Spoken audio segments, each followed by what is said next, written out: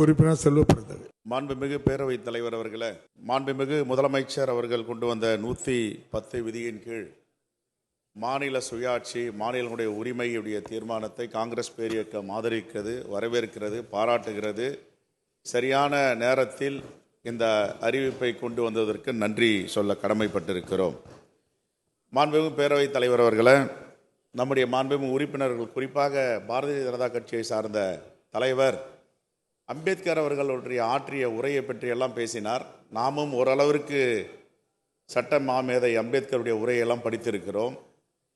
1949ஆம் ஆண்டு நவம்பர் மாதம் 26ஆம் தேதி சட்டம் இயற்றிய நாள். இந்தியில் சம்விதான் என்று சொல்லுகிறார்கள்.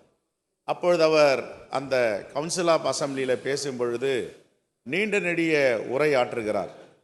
பல உலக நாடுகளுடன் ஒப்பிட்டு நாம் இந்திய அரசிற்கு ஒரு மிகப்பெரிய அரசியலமைப்பு சட்டத்தை உருவாக்கி இருக்கிறோம்.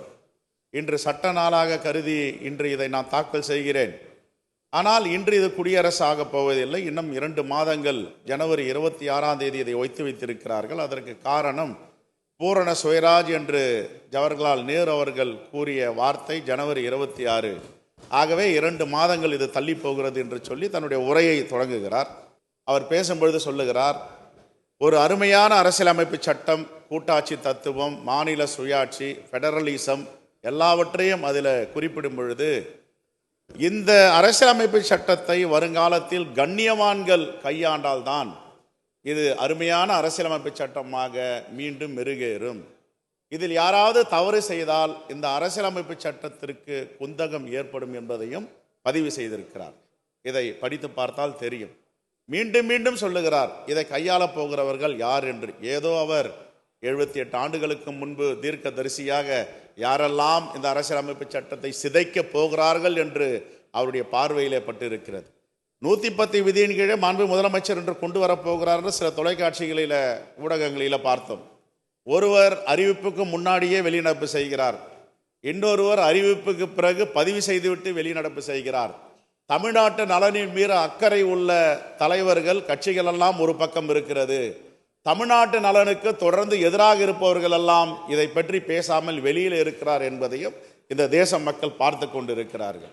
மாண்பு முதலமைச்சர் அவர்கள் உச்சநீதிமன்றத்தில் பெற்ற தீர்ப்பு தமிழ்நாட்டுக்கு மட்டுமில்லை, இந்தியாவில் உள்ள அனைத்து மாநிலங்களுக்கும் இது வழிகாட்டியான தீர்ப்பாக மாண்பு முதலமைச்சர் இந்த தீர்ப்பை பெற்று தந்திருக்கிறார். வேற்றுமையில் ஒற்றுமை என்று நாம் தொடர்ந்து சொல்லி கொண்டிருக்கிறோம். நாடு சுதந்திரம் அடையும் போது ஒரு குண்டூசி தயாரிப்பதற்கு கூட வாய்ப்பில்லாத தேசமாக நம்முடைய தேசம் இருந்தது. அப்பொழுது என்ன சொன்னார்கள்? நெல்லிக்காய் மூட்டை போல் இந்த சுதந்திரம் கிடைத்திருக்கிறது, இது இந்தியா இருக்கிறது, எப்பொழுது ஒன்றாலும் சிதறண்டு போகும் என்று சொன்னார்கள். ஆனால் இந்திய அரசியலமைப்பு சட்டம்தான் இதை பாதுகாத்து வலிமையாக இந்த தேசத்தை எந்தவித பிளவும் இல்லாமல் நடத்தி செல்லுகிறது. அதற்கெல்லாம் காரணம் தமிழ்நாட்டிலிருந்து சமூக நீதியாகட்டும், இடஒதுக்கீடாகட்டும், மாநில சுயாட்சியாகட்டும். முத்தமிழறிஞர் கலைஞர் 1970 பேசுகிறார். அதற்கு முன்பு 1950 இந்த செய்திகள் வெளியே வருகின்றன. தொடர்ந்து நம்முடைய மூத்த தலைவர்கள், முன்னோர்கள் எல்லாம் மாநில சுயாட்சிக்காக குரல் கொடுத்திருக்கிறார்கள்.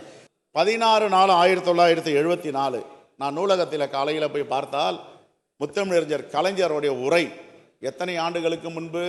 51 ஆண்டுகளுக்கு முன்பு உரையாற்றி இருக்கிறார். மாநில சுயாட்சி என்றால் என்ன, எதற்காக இந்த மாநில சுயாட்சியை வேண்டும் என்று நாங்கள் தொடர்ந்து போராடி கொண்டு இருக்கிறோம் என்று. அதை மாண்புமிகு முதலமைச்சருக்கு என்னுடைய வேண்டுகோள், அந்த உரையை மாண்புமிகு சட்டப்பேரவை உறுப்பினர் எல்லோருக்கும் கையேடாக அதை நீங்கள் புத்தகமாக போட்டு தர வேண்டும். அப்படிப்பட்ட ஒரு வரலாற்று சிறப்புமிக்க உரை.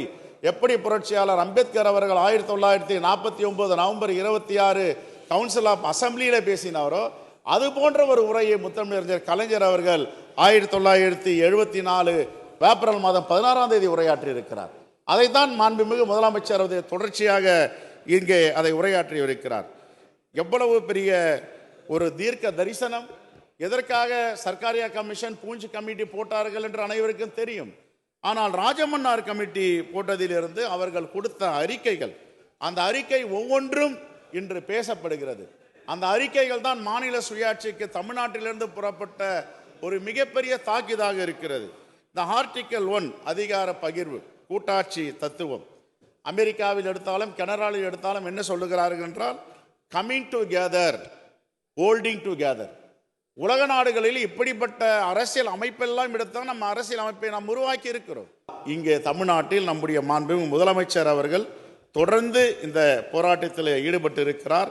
இந்த போராட்டத்தில் வெற்றி பெறுவார். ஒரு மாநிலத்திற்கும் ஒரு கலாச்சாரம் பண்பாடு இருக்கிறது. வேட்டியை கூட நாம் ஒரு பக்கத்தில் மாநிலத்தில் இடது பக்கம் கட்டுகிறார்கள், ஒரு வலது பக்கம் கட்டுகிறார்கள். இவ்வளவு வேற்றுமையில் ஒற்றுமை இருக்கின்ற தேசத்தில் இந்திய அரசியலமைப்பை சீர்குலைக்க செய்வதை நம்முடைய மாண்பு முதலமைச்சர் தடுத்து நிறுத்தி கொண்டிருக்கிறார். அவருடைய முயற்சிக்கு காங்கிரஸ் பேரியக்கம் என்றென்றும் உறுதுணையாக இருக்கும். அவர் வெற்றி பெறுவார், மீண்டும் மீண்டும் வெற்றி பெறுவார் என்று சொல்லி விடைபெறுகிறேன். நன்றி, வணக்கம்.